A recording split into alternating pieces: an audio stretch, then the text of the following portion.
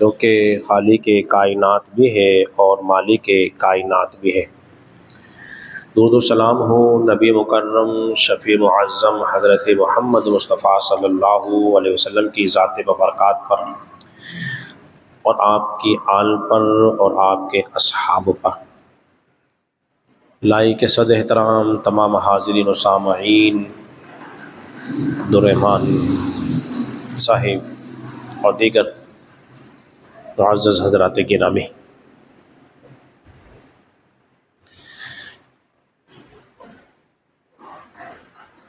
اللہ تبارک و تعالیٰ کا شکر ہے، اس نے ایک بار پھر ہمیں جمعہ مبارک کی بابرکت سعادت عطا فرمائی ہے، اور ان جمعہ مبارک کی بابرکت سعادتوں میں گزشتہ 2 جمعوں سے مسئلہ حیات النبی صلی اللہ علیہ وسلم پر گفتگو کر رہا ہوں اور آپ حضرات گفتگو سماعت کر رہے ہیں۔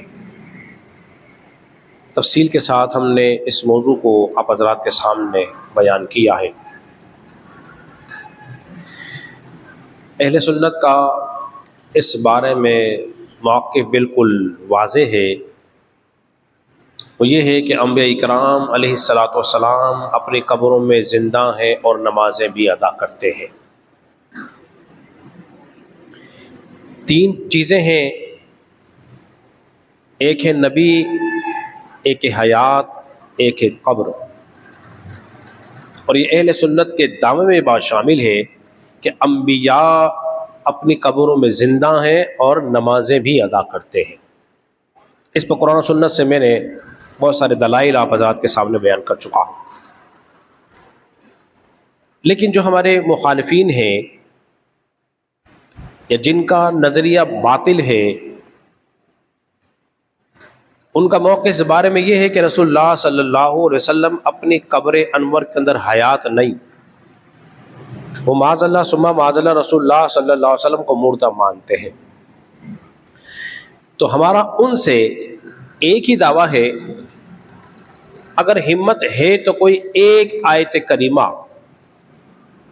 اور کوئی ایک صحیح حدیث مبارکہ ایسی پیش کر دو جس میں یہ ہو کہ رسول اللہ صلی اللہ علیہ وسلم یا انبیاء اپنی قبروں میں مردہ ہیں، ان کے جسموں میں زندگی باقی نہیں، ایسی کوئی آیت کریمہ اگر تمہارے پاس ہے تو پیش کر دو۔ یقین جانیے میں دعوے سے کہتا ہوں، قرآن مجید فرقان حمید میں ایسی کوئی آیت کریمہ موجود بولیے نہیں ہے، اور نہ ہی احادیث رسول میں کوئی ایسی حدیث موجود ہے جس میں رسول اللہ صلی اللہ علیہ وسلم نے فرمایا ہو کہ انبیاء اپنی قبروں میں مردہ ہیں، ایسی کوئی روایت بھی موجود نہیں ہے، بلکہ حضور کا فرمان کیا ہے کہ انبیاء اپنی قبروں میں زندہ ہیں، نمازیں بھی ادا کرتے ہیں۔ اب جب ان کے پاس کوئی آیت کریمہ نہیں تو وہ لے کے چند ایک آیت کریمہ پیش کرتے ہیں، تو میں ان کا بھی رد یا ان آیت کا ازالہ آپ کے سامنے بیان کر دیتا ہوں۔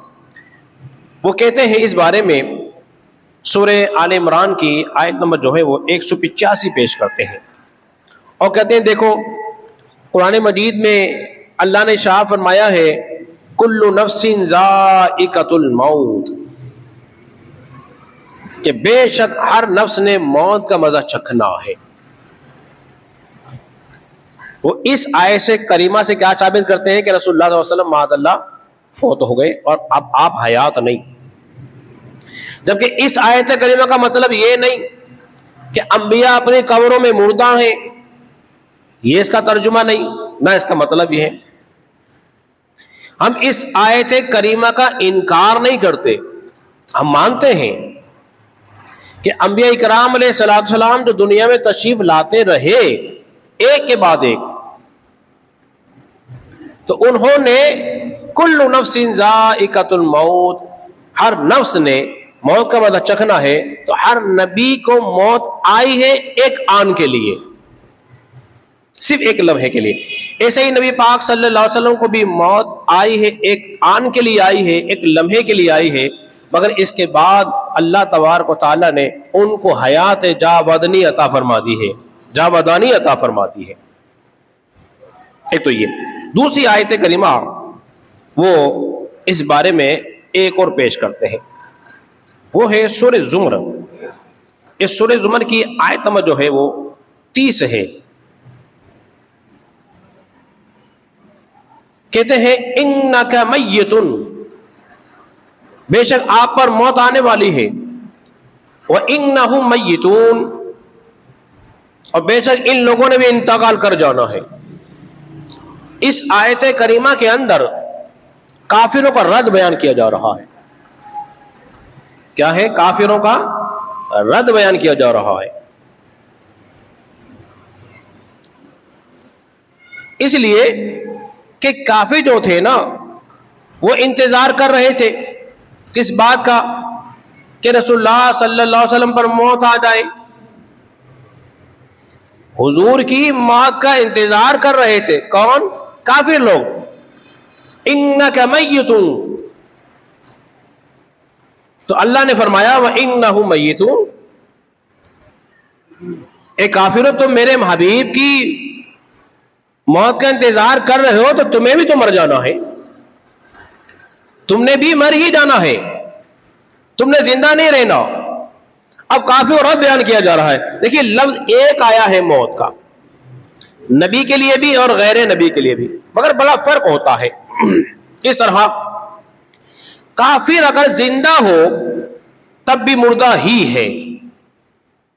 کافر اگر زندہ ہو، چل پھر رہا ہے اس زمین کے اوپر، پھر بھی مردہ ہی ہے. کس اعتبار سے؟ اس لیے کہ اس کے اندر ایمان نہیں. کیا نہیں ہے؟ ایمان نہیں ہے. جب ایمان نہیں ہے تو ایمان نہ ہونے کی وجہ سے اس کو کیا کہا؟ اس کو مردہ کہا ہے. اور مومن اگر قبر کے اندر ہو تب بھی زندہ ہے. ارے کہیے نا سبحان اللہ. مومن اگر قبر کے اندر ہو تب بھی زندہ ہے. ایک فرق تو یہ ہو گیا. دوسرا یہ، اگر کوئی عام انسان انتقال کر جائے، ان کے جسم سلامت نہیں رہتے. یہ بڑی اہم بات سمجھا رہا ہوں. اگر کوئی عام انسان انتقال کر جائے، اس کے جسم سلامت والیے نہیں رہتے، اور انبیاء اکرام علیہ الصلوۃ والسلام کے جسم جو ہے گلتے سڑتے نہیں ہیں، خراب نہیں ہوتے، اس لیے کہ اللہ تبارک و تعالیٰ نے زمین پر حرام قرار دے دیا ہے کہ وہ انبیاء کے جسموں کو کھائے. لیکن زمین جو ہے نبیوں کے جسموں کو کھا نہیں سکتی، وہ محفوظ ہے. اور عام انسان کے جسم کیا ہے؟ بولیے وہ محفوظ نہیں رہتے، جسم ان کے جسموں کو کھا جاتی ہے. لیکن اللہ جس کا جسم چاہے سلامت رکھنا، بولیے اس کا جسم سلامت رہتا ہے کہ نہیں رہتا ہے؟ اس کا جسم سلامت رہتا ہے. ایک فرق تو یہ. تیسرا فرق یہ ہے، اگر کوئی عام انسان کو قبر میں رکھ دیں تو کہتے ہیں مردہ ہے، مگر جب نبی قبر کے اندر چلے جائیں، قبروں میں چلے جائیں، انہیں زندہ کہتے ہیں. انہیں زندہ کہتے ہیں. اس لیے کہ الانبیاء احیاء فی قبورہم یصلون، بے شک اللہ کے نبی زندہ ہیں اور قبروں میں نمازیں بھی ادا کرتے ہیں. اس میں کوئی شک کی بات نہیں ہے کہ نبی پاک صلی اللہ علیہ وسلم پر موت آئی ہے، ایک آن کے لیے، ایک لمحے کے لیے آئی. اس کے بعد آپ کو زندگی عطا کر دی گئی. اب ذرا میں آپ کے سامنے بیان کر دیتا ہوں وہ کیفیات کیا تھی. شرعی تقاضوں کو پورا کیا گیا، جو شرعی تقاضے ہوتے ہیں ان کو پورا کیا گیا ہے. طبقات الکبریٰ کے اندر یہ روایت موجود ہے. عبداللہ ابن مسعود رضی اللہ تعالیٰ عنہ بیان کرتے ہیں کہ جب رسول اللہ صلی اللہ علیہ وسلم کا وفات کا وقت قریب آیا تو فرماتے ہیں کہ ہم سب کے سب حضرت عائشہ کے حجرے کے اندر موجود تھے. حضرت عائشہ کے حجرے میں سب کے سب موجود تھے، اور نبی پاک صلی اللہ علیہ وسلم ہماری طرف دیکھ رہے تھے. تو نبی پاک صلی اللہ علیہ وسلم کی آنکھوں سے آنسو جاری ہو گئے.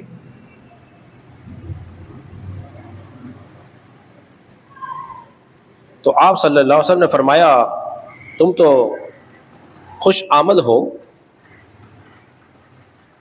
پھر آپ نے فرمایا اللہ تم کو زندہ رکھے، تم پہ رحم فرمائے.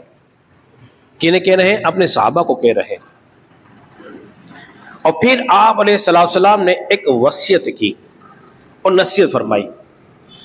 آپ نے فرمایا دیکھو میں تمہیں اللہ سے ڈرنے کی وصیت کرتا ہوں اور اس کی اطاعت کرنے کی وصیت کرتا ہوں. اب یہ وقت ہے رب کی طرف لوٹ جانے کا، اور میرے گھر والے مجھے غسل دیں، میرے گھر والے مجھے غسل دیں، اور جب میری روح میں جسم سے نکل جائے تو میری قبر کے قریب مجھے رکھ دینا، اور رکھنے کے بعد تم لوگ میرے حجرے سے نکل جانا، میرے حجرے سے نکل جانا کچھ دیر کے لیے. پھر یہ ہے کہ جبریل آئیں گے، سب سے پہلے میری نماز جنازہ پڑھیں گے، پھر اس کے بعد میکائیل آئیں گے، پھر اسرافیل آئیں گے، پھر عزرائیل آئیں گے، پھر عام لوگ گرو در گرو تم آتے رہنا اور میری نماز جنازہ پڑھتے رہنا. یہ نبی پاک صلی اللہ علیہ وسلم نے وصیت فرمائی. ہوا کیا تھا، آپ علیہ الصلوۃ والسلام کی جس طرح نماز جنازہ ہم لوگ پڑھتے ہیں نا، ایسی نماز جنازہ نہیں ہوئی. سمجھ میں آئی بات آپ کے؟ ہمیں تو ایسا ہوتا ہے کہ کوئی ایک جو انتقال اس کا کر جائے اس کو آگے رکھتے ہیں، پیچھے سب بنا لیتے ہیں، پھر اس پہ 4 طب کے ساتھ نماز جنازہ پڑھی جاتی ہے. لیکن نبی پاک صلی اللہ علیہ وسلم کی ایسی نماز جنازہ بولیے نہیں ہوئی. پھر کیسی تھی؟ لوگ آتے رہے، درود و سلام پڑھتے رہے اور جاتے رہے، آتے رہے، درود و سلام پڑھتے رہے اور پھر جاتے رہے. اس لیے کہ آپ کو غسل دینے والوں میں حضرت علی مرتضیٰ شیر خدا رضی اللہ تعالی عنہ شامل تھے، اور حضرت فضل بن عباس رضی اللہ تعالی عنہما بھی شامل تھے. ان لوگوں نے آپ علیہ السلام کو غسل دیا تھا.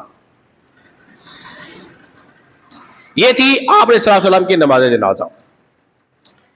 اور فی الفور نہیں ہو گئی. جس طرح ایک بڑی شخصیت انتقال کر جائے تو اس کی تدفین میں وقت لگتا ہے کہ نہیں لگتا ہے؟ بھائی فلاں صاحب بھی آئیں گے، فلاں بھی آئیں گے، فلاں بھی آئیں گے. یا کوئی دور شہر سے رہنے والا ہے تو وہ بھی آتا ہے تو کچھ گھنٹوں لگ جاتے ہیں. تو آپ علیہ السلام کی تدفین میں 1 سے 2 دن اس کے اندر لگے، تاکہ لوگ جو تھے وہ آتے رہے اور آپ پر نماز جنازہ پڑھتے رہے، یعنی کہ درود و سلام وہاں پر پڑھتے رہے. حضرات محترم، اسی طرح ایک آیت کریمہ ان لوگوں نے اور پیش کرتے ہیں. وہ کیا ہے؟ وہ ہے قد خلت من قبلہ الرسل، ان سے پہلے بھی اور رسول ہو چکے ہیں. فَإِن مَاتَ أَوْ قُتِلَ انقلبتم، تو کیا اگر وہ انتقال فرمائے یا شہید ہو جائیں، عَلَىٰ أَعْقَابِكُمْ، تو کیا تم الٹے پیر پھر جاؤ گے، لوٹ جاؤ گے؟ اس آیت کریمہ کو لے کر اب وہ یہ کہتے ہیں دیکھو نبی پاک صلی اللہ علیہ وسلم حیات نہیں. کیا کہتے ہیں؟ نبی پاک صلی اللہ علیہ وسلم حیات نہیں. جبکہ میں بتا چکا ہوں کوئی ایک آیت کریمہ ایسی پیش کرے جس میں نبی، حیات اور قبر 3 چیزیں آ جائیں. جس طرح ہم نے دعوے میں کہا ہے کہ انبیاء اپنے قبروں میں زندہ ہیں، نمازیں بھی پڑھتے ہیں. اس آیت میں یہ بات ثابت نہیں ہو رہی کہ انبیاء اپنی قبروں میں مردہ ہیں. بولیے اس کا ترجمہ یہی ہے؟ بولیے نہیں ہے. تو یہ آیت کریمہ بھی ان کے کام کی بولیے نہیں ہے، بلکہ اس میں تو الوہیت کا رد ہے. کس کا رد ہے؟ الوہیت کا رد ہے. بتایا جا رہا ہے لوگوں کہ رسول اللہ صلی اللہ علیہ وسلم اگر انتقال کر جائے یا شہید ہو جائیں وہ خدا نہیں ہے، وہ تو اللہ کے نبی ہیں. ارے بولیے نا سبحان اللہ. کیا فرمایا جا رہا ہے؟ وہ خدا نہیں ہے، وہ تو اللہ کے رسول ہیں. وما محمد الا رسول، بے شک محمد صلی اللہ علیہ وسلم کیا ہیں؟ اللہ کے رسول ہیں. قد خلت من قبلہ الرسل، اور بے شک ان سے پہلے بھی رسول ہوئے ہیں. حضور علیہ السلام سے پہلے رسول نہیں ہوئے. افإن مات او قتل انقلبتم علی اعقابکم، اگر وہ انتقال فرما جائے یا شہید ہو جائے کیا تم الٹے پیر پھر جاؤ گے، لوٹ جاؤ گے؟ یہ کب نازل ہوئی آیت کریمہ؟ یہ آیت کریمہ جنگ احد کے موقع پہ نازل ہوئی. جب جنگ احد ہوئی نا، اور مسلمانوں کا پڑنا جو تھا، جو بھاری تھا، ایک دم شکست میں بدل گیا، افواہ پھیل گئی تھی. کسی نے آواز لگا دی محمد صلی اللہ علیہ وسلم شہید ہو گئے ہیں، کسی نے کیا قتل ہو گئے معاذ اللہ. تو صحابہ اکرام کے پیر اکھڑ گئے، ان کے دل ٹوٹ گئے، وہ الٹے پہ جانے لگے. پھر آواز آئی افواہ جھوٹی ہے، اللہ کے نبی سچے ہیں. افواہ جھوٹی ہے، اللہ کے نبی سچے ہیں. کیونکہ اللہ کے نبی سچے ہی ہوتے ہیں، بلکہ نبی پاک صلی اللہ علیہ وسلم تو زندہ ہیں. ایک تو یہ تھی.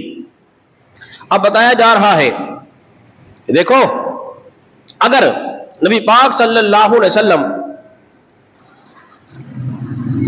کی بعثت کا جو مقصد تھا، اب مقصد وہ تھا بتایا جا رہا ہے، نبی پاک صلی اللہ علیہ وسلم کی بعثت کا جو مقصد تھا، نبوت کا آنے کا جو مقصد تھا دنیا میں، وہی مقصد تھا کہ اللہ کے احکام پہنچائیں. کیا مقصد تھا؟ اللہ کے احکام پہنچائیں، نہ کہ ہمیشہ دنیا میں رہنا مقصد تھا. دنیا میں کوئی ہمیشہ رہنے والا نہیں ہے. ایک تو یہ تھا.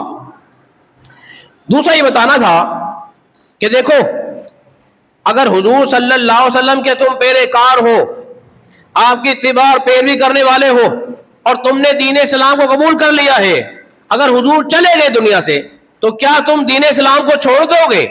ان کی اتباع اور پیروی کرنی چھوڑ دو گے؟ یہ بتایا جا رہا ہے.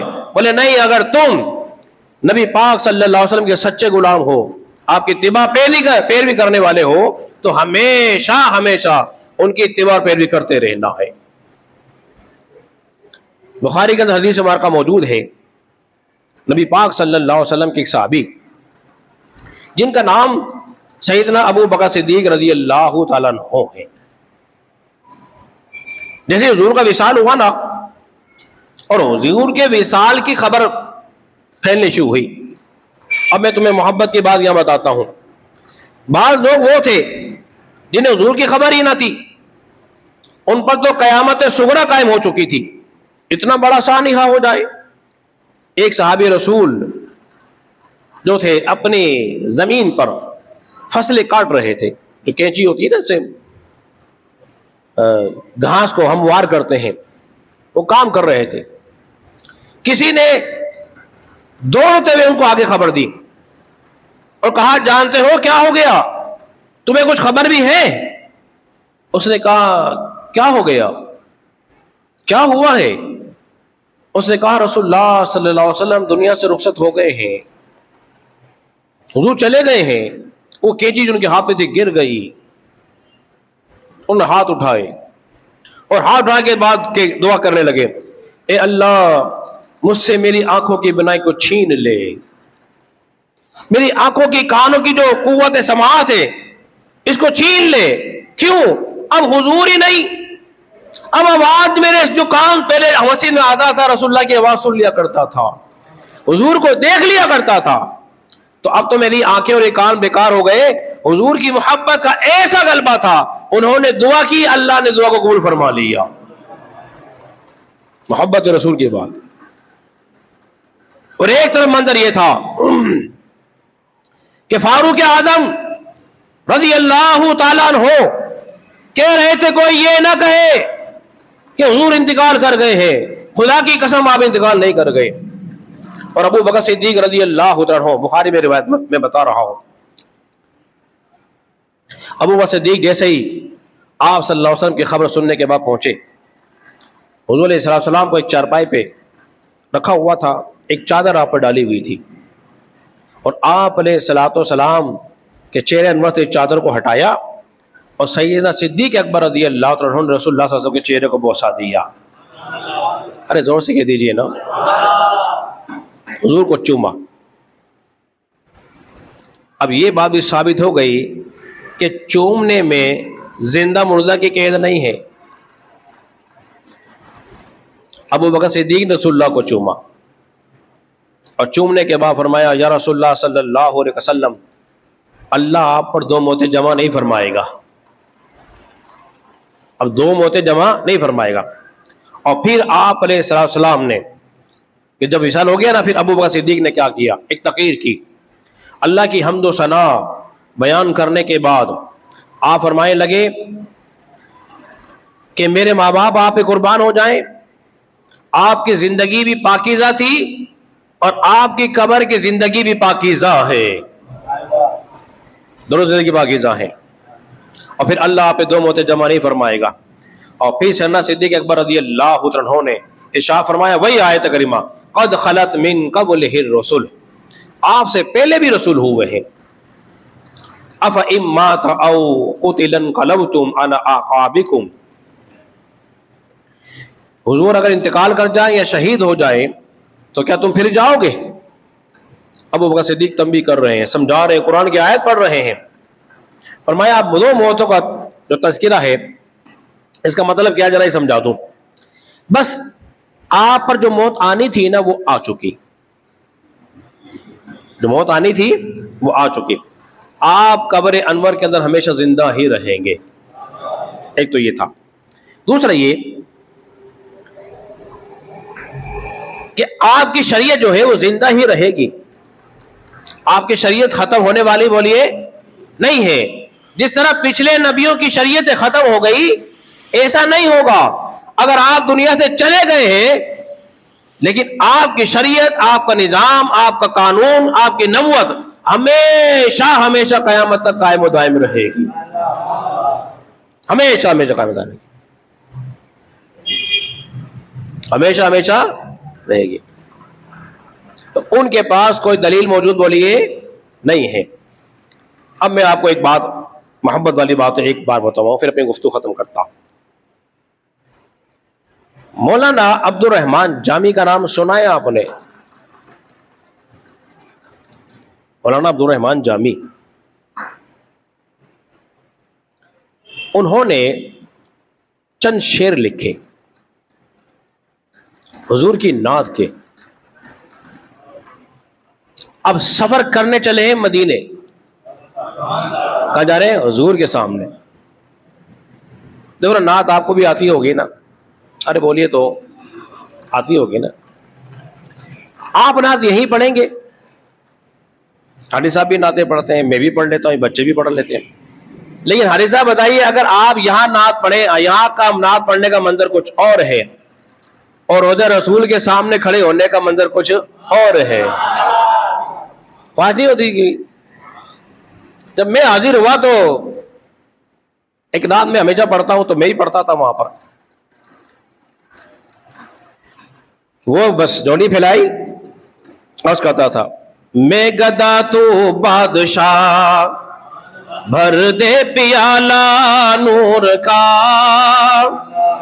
میں گدا تو بادشاہ بھر دے پیالہ نور کا, نور بندو نہ تیرا دے ڈال صدقہ نور کا. تو وہاں جھولی پھیلا کے مانگنے کا مزہ ہی علیحدہ ہے. تو مولانا جامی جو تھے نا انہوں نے کچھ نعت لکھ لی اور خواہش ظاہر کی کہ اسے روضہ رسول پر کھڑے ہو کے حضور کو سناؤں گا, اور سنتا ہوا ہے جس میں زندگی ہو. میں بتا چکا ہوں ان کا عقیدہ تھا رسول اللہ زندہ ہیں. تو نبی پاک صلی اللہ علیہ وسلم جو مدینے کا حاکم تھا نا اس کو خواب میں زیارت کرائی, کہا کہ دیکھو یہ مولانا جامی آ رہے ہیں نا, عبد الرحمان جامی, انہیں روک لیا جائے. انہیں پتہ لگایا نا, جیسے وہ داخل ہونے لگے انہیں روک لیا, بولے آپ مدینے نہیں جا سکتے, پابندی لگا دی. پھر کچھ دنوں کے بعد انہوں نے پھر موقع ملا, پھر جانے لگے. حضور علیہ السلام نے فرمایا دیکھو مدینے پہنچ گئے ہیں انہیں میرے روزے تک نہ آنے دینا. تو مدینے کے والی نے پھر تحقیقات کر کے ڈھونڈ ڈھانڈ کے مولانا جامی کو گرفتار کر لیا.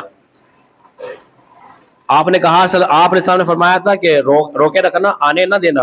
انہوں نے ان کو اب گرفتار کر کے جیل میں بند کر دیا کہ بار بار حضور کی زیارت ہو رہی ہے. تو میں یہ کہہ رہا ہوں مولانا جامی کی وجہ سے مدینے کا جو والی تھا اس کی قسمت چمک رہی تھی. جب تیسری بار جب ان کو قید کر دیا, رسول اللہ صلی اللہ علیہ وسلم نے شاہ فرمایا خواب میں آ کے کہ مولانا جامی نے کوئی جرم نہیں کیا ہے جو تم نے ان کو قید کر دیا ہے. ہم نے تو اس لیے روکا تھا, انہوں نے کچھ شعر لکھے ہیں, ان کی خواہش یہ ہے کہ یہ آ کے پڑھیں میرے دربار میں, میرے روزہ اثر کے سامنے. اگر انہوں نے یہ پڑھ دیے تو پھر مجھے اپنی قبر انور سے ہاتھ نکال کے مسافہ کرنا پڑے گا. وہ سمجھے آپ, پھر مجھے اپنی قبر انور سے ہاتھ نکال کے مسافہ کرنا پڑے گا. تو ماننا پڑے گا رسول اللہ صلی اللہ علیہ وسلم اپنی قبر انور کے اندر حیات ہیں, زندہ ہیں, موجود ہیں, اور جو چاہے کر سکتے. ایک بات. دوسری بات, قصیدہ بردہ شریف, قصیدہ بردہ شریف امام بوصیری رحمۃ اللہ تعالی کے پاس جب فالج کا ٹیک ہو گیا نا, بس ایک ہی منٹ رہ گیا, بلکہ منٹ بھی ختم, بس ایک منٹ میں اپنی گفتگو سمیٹ دیتا ہوں. جب وقت ہو گیا تو دیکھا نا کہ سارے اسباب کر لیے, کوئی بات بن نہیں رہی. دل نے کہا کہ اے امام بوصیری اب اس کی طرف رجوع کر جو تمام طبیبوں کا بھی طبیب ہے.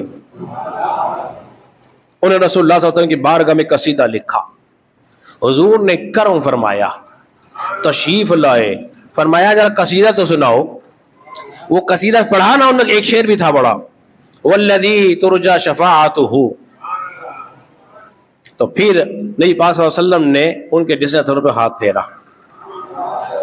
جو فالج تھا نا, فالج جسم جو حرکت بھی نہیں کر رہا تھا, حضور کے ہاتھ پھیرنے کی برکت سے اللہ ان کو شفا عطا فرما دی, کام کرنے لگے. اور پھر انعام میں آپ کو وہ چادر بھی عطا فرمائی جس کو بردہ کہتے ہیں. حضور کہاں تھے اور وہ کہاں تھے؟ حضور نے چادر دی, انعام دیا. بتائیے تحفہ زندہ دیتا ہے کہ مردہ دیتا ہے؟ تو اللہ کے نبی اپنی قبروں میں زندہ بھی ہوتے ہیں, صاحب اختیار بھی ہوتے ہیں, جو کرم فرمانا چاہے کرم بھی فرما دیتے ہیں. اللہ رب العزت کی بارگاہ میں دعا ہے